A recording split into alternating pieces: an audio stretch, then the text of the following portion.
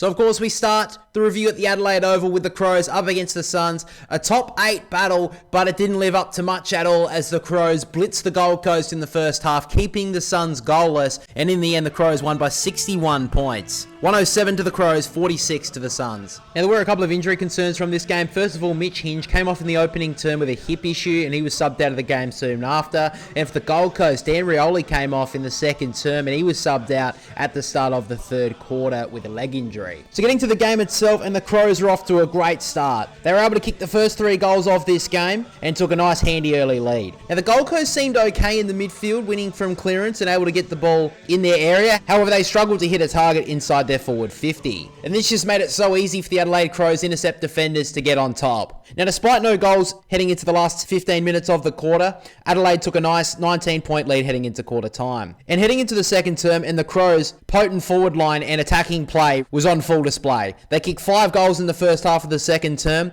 to have 8 goals to 0 against the Gold Coast Suns, and they were blown off the park. After the Crows had 9 goals to zip at the halftime break, the Crows held a 55-point lead, and at that point the game was almost done. Now the Crows kicked the next 2 goals to start the second half to have 11 goals without an answer before the Gold Coast finally found their first goal of the game. And suddenly they found the big sticks. They kicked 4 goals in a row to get the margin hovering around 40 points as both teams traded their last few goals of the third term as Adelaide took a 48-point lead heading into 3-quarter time. And the last quarter was pretty much a write-off for both teams. The Crows continued on. The little bit of credit you can give the Suns is the fact they didn't let this margin blow out to a massive margin, but in the end the Crows record a great win. With other teams at the top of the ladder losing games, they keep their top 2 hopes alive. So Adelaide, I think they are a real contender right now. Their defense is really good. Their forward line, of course, is one of the best in the competition, and their midfield is standing up nicely. They're up against one of the best midfields in the competition today, and today they showed the competition why they are one of the teams to beat. While on the Gold Coast point of view, I know they beat the Pies last week, but we were looking for something today to give us some proof that this is going to be a team in 2025, the Gold Coast, a contender to potentially be a top 4 team and do some damage in finals, and unfortunately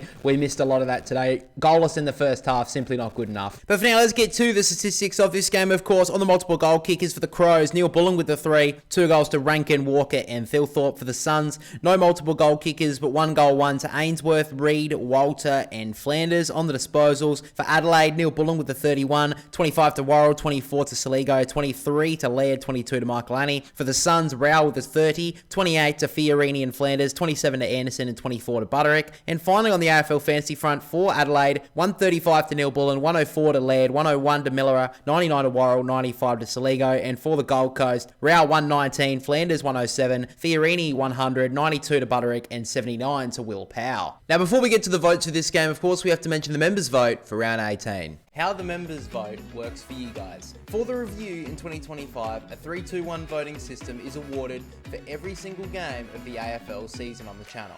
And each round, players who receive 3 votes in the game have a chance to get a bonus vote. I will decide the 4 best players from the round who will enter a poll exclusive for channel members to vote on, and the winner of that poll will receive the bonus vote for the round, the members vote. And at the end of the 2025 AFL season, every vote counts. So this is your chance to have your say on the 3rd ever Boundary Riders medalist. So if that appeals to you, or if you just want to show some extra support on the channel, then make sure to click the channel membership link down below and join in the fun. But for now, let's get back into the video. And the members vote for round 18 went to Sydney Swans ruckman Brodie Grundy. But for now, let's get to the votes for this game. 3 votes Alex Neil Bullen, 2 votes Josh Worrell, and the 1 vote to Matt Rowell. What a performance from Neil Bullen today. Probably his best game for his new club. Has been very serviceable throughout the year. I think it's been a little bit underrated for mine, but he was brilliant for the Crows today. 3 goals, 31 touches, led all comers. Also had 12 score involvements and 2 goal assists. So really loved his game today, and I think he's going to be so important going into finals this year for the Crows. Josh Worrell, what a year he's having. For mine, he's almost all Australian. Had 11 intercept possessions today and 5 score involvements from half back. Has been such a great lockdown defender so far this year, but also getting on the attacking side as well with 25 touches, so well done to him.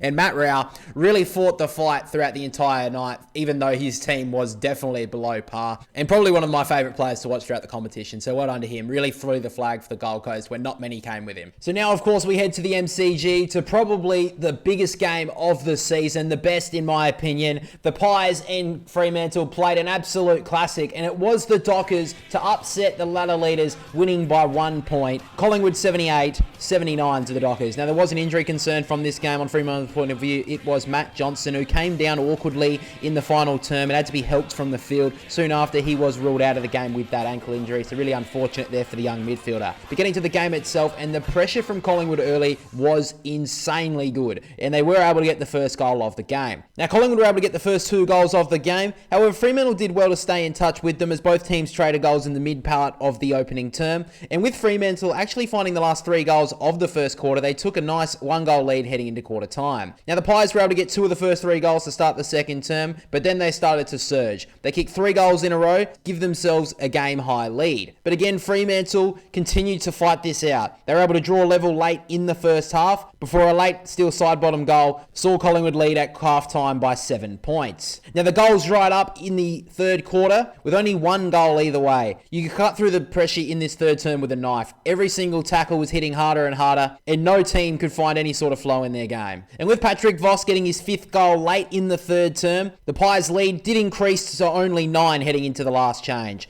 But when the Pies got the first 2 goals of the final term in pretty quick succession, at that point it felt like Fremantle were done. But this young Dockers side really showed what they were made of in this final term. They kicked the next 4 goals to come from the clouds to take the lead, and despite Collingwood have a few chances late, Fremantle were able to hold on in the final moments to win probably one of the biggest games in their history. So Fremantle, the trust is definitely building back for them. What a performance from them. They showed a little bit of fight last week in that game against Hawthorn in the final term to overrun them, but this game, I think it is probably their biggest win of their history so far. Maybe a couple of those finals, but very good job from the Dockers. Didn't really see this one coming, and Collingwood still are my premiership favourites by a long way, but there are a few concerns coming through, especially with a couple of their defenders today. Patrick Voss really saw through 3 defenders, still kicked 6 goals, so maybe a bit of a concern, but I still think they are the favourites by a few leaps and bounds, I would say. But now let's get to the statistics of this game, of course. On the multiple goal kickers for the Pies, Myercheck, Elliott, and Steinbottom all with the 2. For the Dockers, Voss with 6, Amos with 2. On the disposals for the Pies, Nick Dacos 43, Josh Dacos 25, 23 to Chris, 22 to Pendlebury, 20 to Cameron. And for Freo, Sarong with 27, 25 to Ryan, 24 to Clark, 23 to O'Meara, 21 to Brayshaw.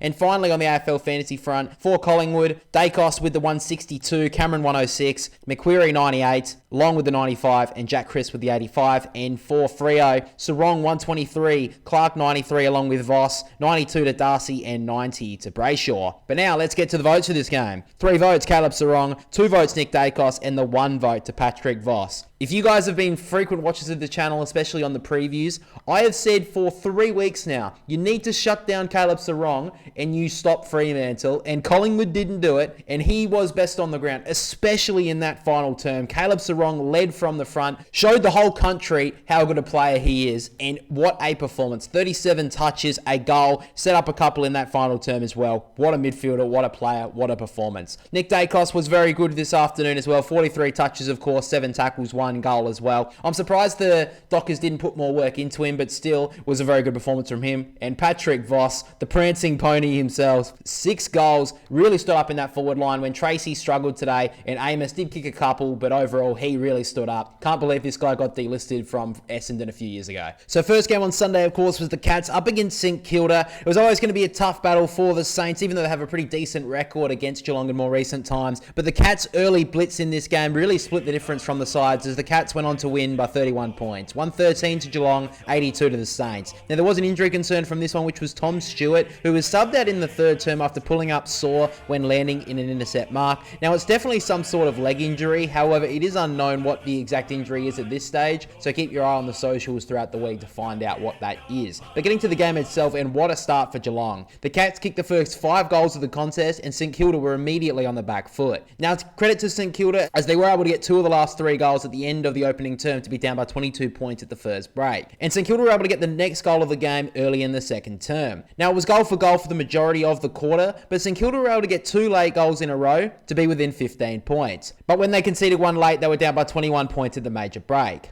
Now, teams again traded goals early in the second half before the Cats again again broke away. The home side kicked 4 goals in a row to give themselves a game-high lead, and honestly, they could have been a lot further in front, but the big sticks eluded them. However, they still held a very comfortable 37-point lead heading into the final change, and in the fourth quarter, even though St Kilda won it, the Cats' 5-goal blitz at the start of the game really proved the difference in the end. So Geelong get back on the winners list after a disappointing performance against the Giants. I do have some concerns around the Cats, as they are losing to a couple of top teams, and they were always going to beat St Kilda today, but they needed to tick that one off, still keep their top 4 hopes well and truly alive. And on St Kilda, they've been battling the last 3 or 4 weeks or so, but I really don't like how they've been finishing the last 2 seasons. They have some really gallant performances at this time of year. Where is this effort at the start of the seasons? That's what I would ask if I'm a St Kilda fan.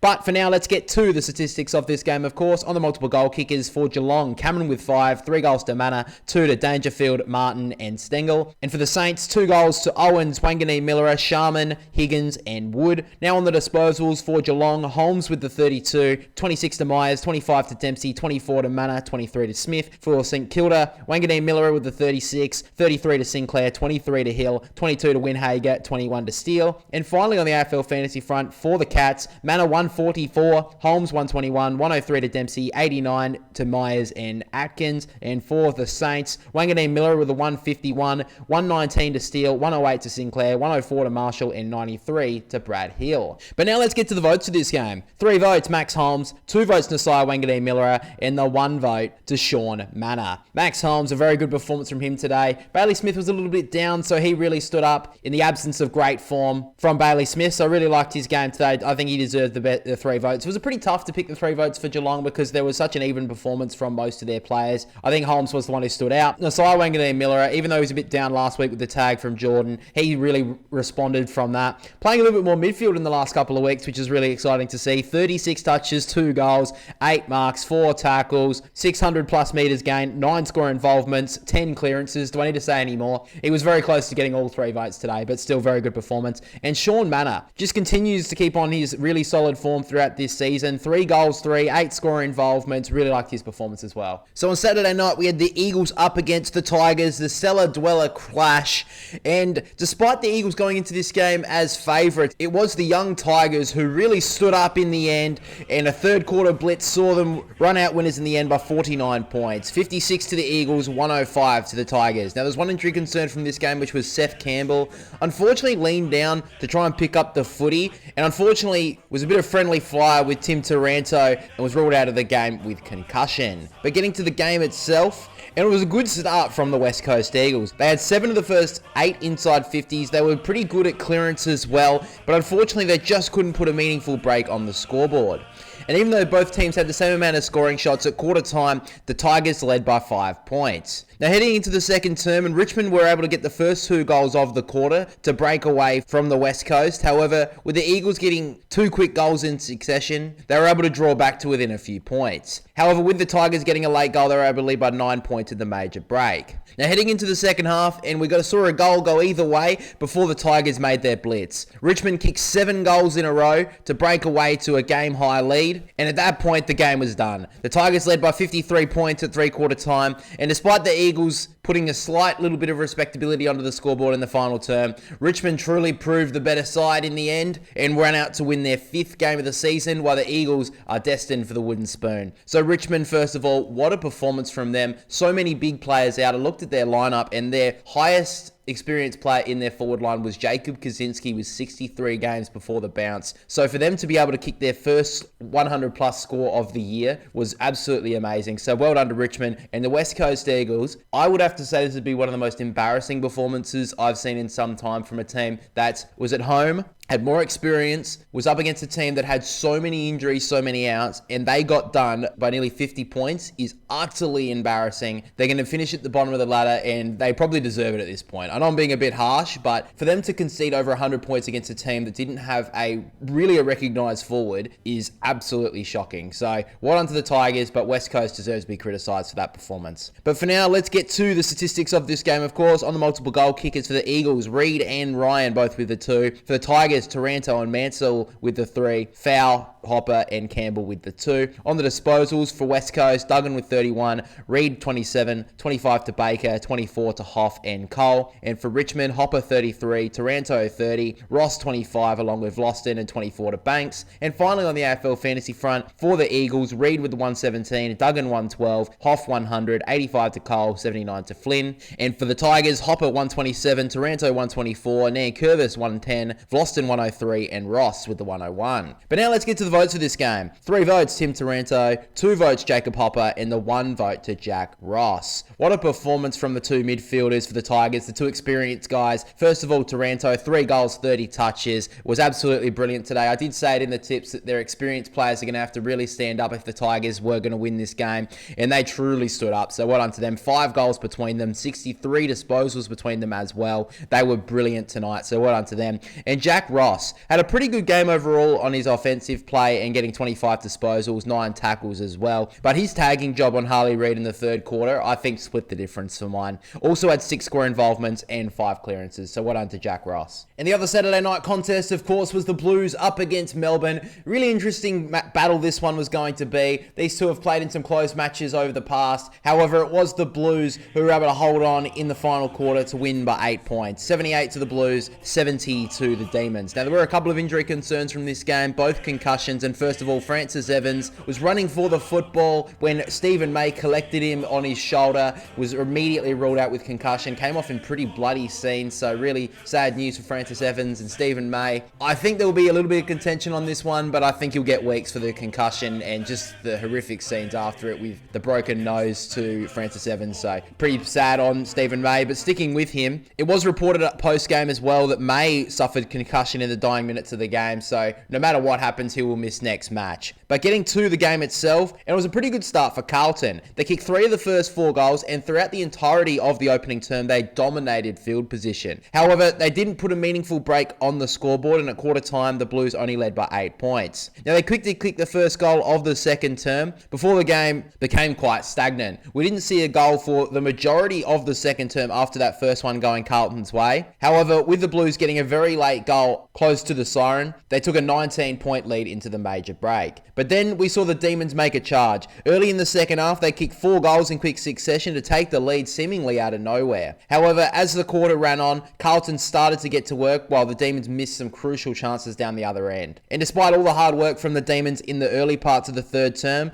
at 3/4 time, Carlton still led by 8 points. And in the final quarter, the Demons made it a little bit interesting after kicking the first goal really early on in the final quarter. But when the Blues kicked the next 2 goals, it seemed at that point that the game was about to be done. Now, Melbourne did miss a couple of opportunities midway through the quarter before 2 goals in a row brought the game to under 1 kick the margin. However, with Charlie Curnow seemingly back in form, kicked a crucial goal in the late stages of the game to just give themselves a handy break, and in the end, Carlton finally got back on the winners list after a really tough month for the club. So Carlton finally got back on the winners list. They really needed to do this tonight. They did really well, I think, in the end, and we saw Charlie Curnow get back into a bit of form. Moyer was very good up forward, and the Blues, I don't think they'll be making finals by any means. I think they're a 0.2% chance of making it, but they needed to get back on the winners list, so well done to them. In Melbourne, pretty disappointing in the first half, if I'm being honest, and when they fought back in the second half, they probably left it a bit too late. But let's get to the statistics of this game, of course. On the multiple goal kickers for Carlton, Moyer with 4, Curnow with 3. For Melbourne, Pickett with 5, Fritsch with 2. On the disposals for Carlton, Cripps 29, 20 to Chera, 19 to Hewitt, 18 Doherty, 17 Sard. For Melbourne, Rivers 27, 26 to Oliver and Bowie, 25 to Salem, 23 to Petrarca. And finally on the AFL fantasy front for the Blues, Cripps with the 104, Curnow with the 89, 78 to Lord, 77 to Doherty, 74 to Carroll. And for Melbourne, Pickett 106, Salem 103, 102 to Gawn, 101 to Rivers, 89 to Fritsch. But now let's get to the votes. 3 votes, Cozzy Pickett, 2 votes, Jacob Wiedering, and the 1 vote to Ashton Moyer. Cozzy Pickett, since re-signing basically the majority of the year, what a season he is having, but 5 goals and 23 touches today. We saw him have a pretty similar performance against the Swans earlier in the year, which definitely split the 2 teams for mine. Today, he just couldn't get his team over the line, but what a performance from Cozzy. I think he deserved the 3 votes in the end. Jacob Wiedering had a little bit of a roll against him from Jake Melksham today, and we've seen a lot of key defenders really struggle with that, but Wiedering stood up to it so well, had 9 intercept possessions, just held up so well in the defensive 50 throughout the night, so I think he deserved the 2 votes. And the 1 vote to 6-gamer Ashton Brendan Moyer. He kicked 4 goals straight from 11 touches, and I think he's one they need to grow on in the future. Has been a little bit of a slow burn for mine, but a career best game from him tonight. Next up at the SCG, we had the Swans up against the Roos. Sydney needed to win to keep their season alive, and despite some fight from the Roos in the first 3 quarters, the Swans ran out winners in the end by 31 points. 84 to the Swans, 53 to the Roos. Now, there was one injury concern from this game, which was Callum Coleman-Jones. Went down in the opening term with a calf issue, and unfortunately was subbed out at quarter time. But getting to the game itself, and it was ominous signs early for the Sydney Swans. They dominated the first few minutes of the game and kicked the opening 2 goals. But as the quarter went on, the Roos started to really build their pressure and put the Swans under a heap of stress. However, at quarter time, the Swans did hold a 1-goal lead. Now, the Roos did kick the opening goal of the second term to take the lead for the first time in the game. But as the quarter drew on, the Swans started to flex their muscles. Heading into the halftime break, the Swans did lead by 3 goals, but it felt like they could have been up by a lot more. And at the start of the second half, the game became a lot more stagnant. There seemed that there was no flow in the game, but it felt like that was really working out for the Kangas. Now, the only goal in the third quarter went the Roos' way, and despite missing some opportunities in the third term, the Kangas were really in the hunt heading into the final quarter, only being down by 12 points. However, it was the Isaac Heaney show in the final term as he put the game to bed single-handedly almost. He kicked 3 goals in the final quarter as the Swans ran out pretty comfortable winners in the end to keep their faint finals hopes alive. So well done to the Sydney Swans, led by Isaac Heaney. What a performance from him. We'll get to him in a moment. But the Roos, really disappointing, I think. They really could have put the Swans to the sword if they didn't make some crucial errors throughout the game. And in the final term, they really didn't make a yelp whatsoever. So I'd be pretty disappointed as a North Melbourne fan. But as a Swans fan, I'm pretty impressed by that performance in the final term. But for now, let's get to the statistics of this game, of course. On the multiple goal kickers for the Swans, Isaac Heaney with the 5, Buller with the 2. For North Melbourne, Harvey was the sole multiple goal kicker with the 2.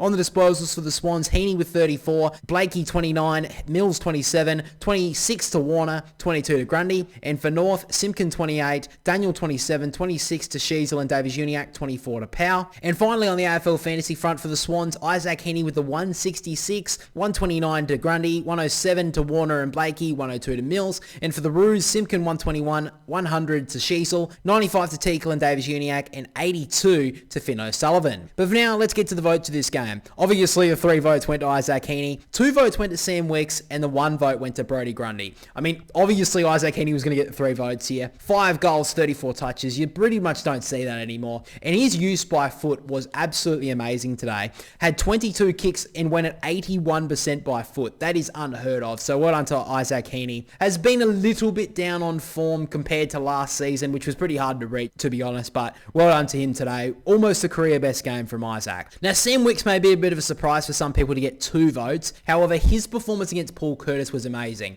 If the Roos were any chance today, Paul Curtis was going to have to kick a bag, and every single time the ball went near him today, Sam Wicks was on his hammer, was great in defence, and what a move that Dean Cox has made so far in the summer to bring Wicks back. It was so good today and deserved 2 votes for mine. And Brodie Grundy probably would have got 2 votes if it wasn't for his final quarter where he was pretty much rested for mine up forward when Peter Adams came onto the ground as the sub, but still a very good performance from Brodie. So now we head down to Tasmania. Hawthorn up against Port Adelaide. It was real trying conditions throughout the afternoon, but Hawthorn proved too strong, kicking away in the final term to win by 38 points. The Hawks 87, the Power 49. Now getting to the game itself, it is important to mention that there was a 2 to 3 goal breeze down the Power's end in the opening quarter, and despite the Hawks kicking the opening goal of the game, Port Adelaide quickly responded with their first and had 3 in a row in the blink of an eye. However, Hawthorn did accustom to the conditions pretty quickly after that, and with the home side getting the final 2 goals of the first quarter, scores are all square at quarter time. Now to start the second term, Port Adelaide's pressure was pretty good early,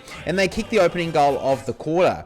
But as the second term went on, Hawthorn started to take advantage of the conditions with the breeze going their way. Even though they probably should have kicked a few more goals heading into the main break, Hawthorn still led by 13 points. Now the Power started well again in the third term. They kicked the first 2 goals and scores are all square. The conditions didn't let up whatsoever, and if anything, it got worse. The rain rain and the wind was strong, but credit to Hawthorn as they were able to wrestle back the lead. And with the home side getting 2 goals against the Breeze in the third term, they led by 12 points heading into the final change. But with the conditions in the final term going Hawthorn's way, they were able to kick away in the last quarter, finishing with 5 goals to 1 to end Port Adelaide's season, even though it was only a mathematical chance, and Hawthorn giving themselves a chance to the top 4 finish after a good win. So well done to the Hawks. They did really nicely to kick away. They always felt like the better team anyway, and Port Adelaide, with a couple of stars out, they never really had a chance in the end. So their season is done, and it'll be interesting to see what they do with Ken Hinkley going forward now.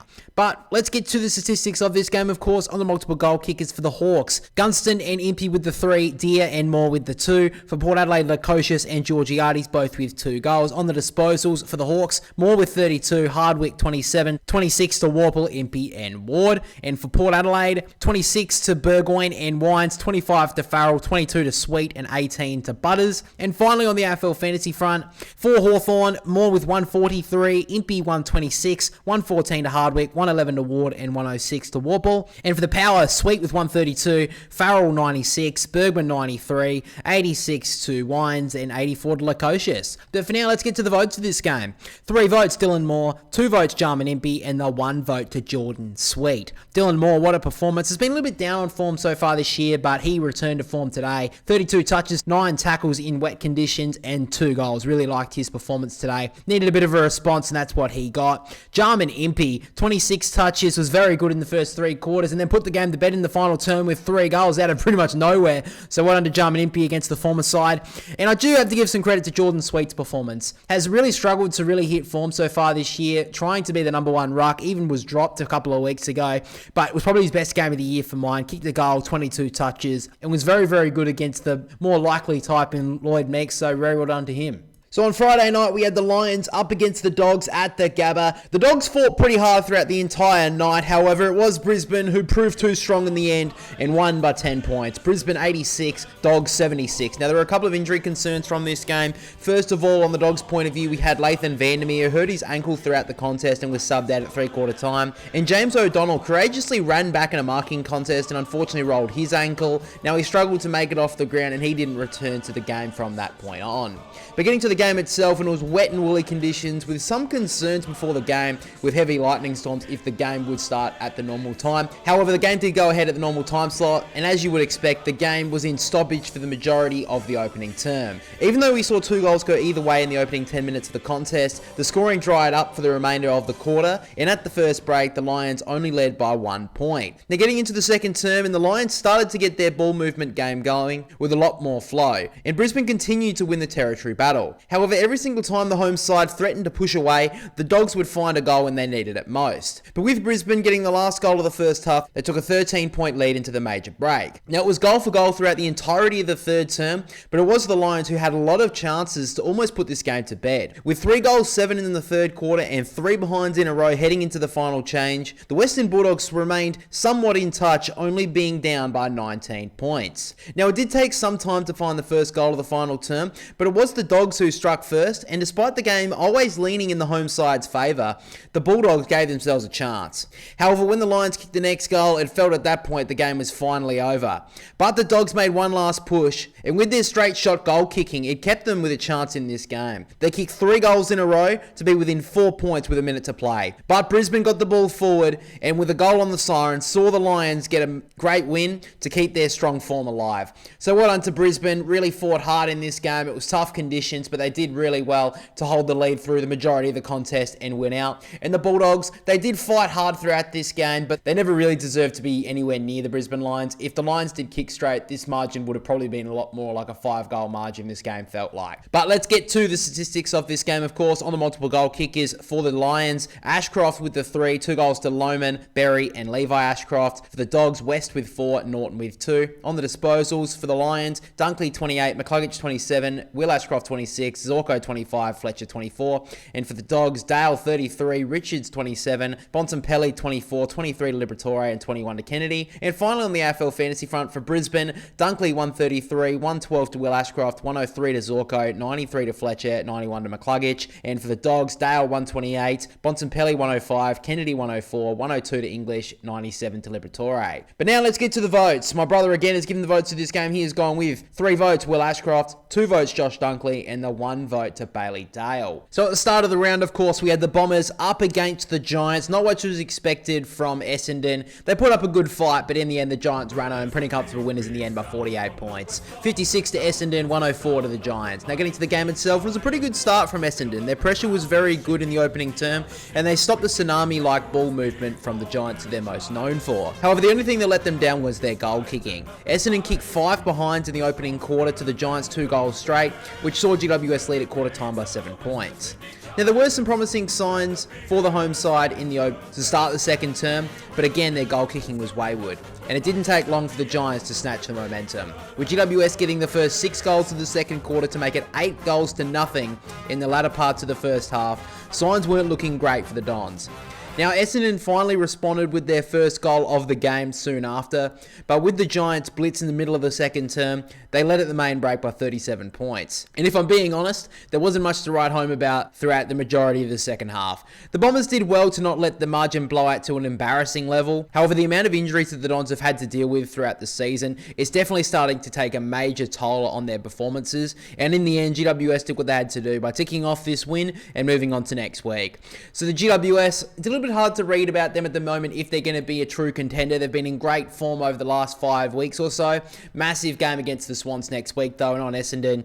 I'm going to be struggling to see them win another game this year, but I still think they've got a lot of high hopes going forward. But for now, let's move to the statistics of this game, of course. On the multiple goal kickers for the Dons, Wright and McMahon with the 2. For GWS, Stringer with 3. 2 goals to Brown, Riccardi, Toby Green and Grukowski. On the disposals for the Bombers, Merritt with 29, 23 to Ridley, 22 to Redmond, 21 to Shield, 20 to McGrath. And for GWS, Callaghan 33, Tom Green 30, Whitfield 29, 27 to Ash and 23 to Himmelberg. And finally on the AFL fantasy front for Essendon, Merritt with the 99, Redmond with the 94, Ridley 91, Wright 83, Perkins 77. And for the Giants, Tom Green 110, Whitfield 109, Ash 107, Callaghan 102 and Himmelberg with the 99. But now let's get to the votes for this game. My brother has given the votes to these ones. He has gone with 3 votes Tom Green, 2 votes Jake Stringer and the 1 vote to Kieran Briggs. But guys, thanks for watching this episode of the review. I hope you did enjoy it. And if you want to listen to the full episode, then make sure to go check us out on Spotify, as you can listen to the full episode there the morning after the round finishes. But that is all from me, guys. Make sure to like and subscribe if you did enjoy it. But for now, we'll catch you all in the next one.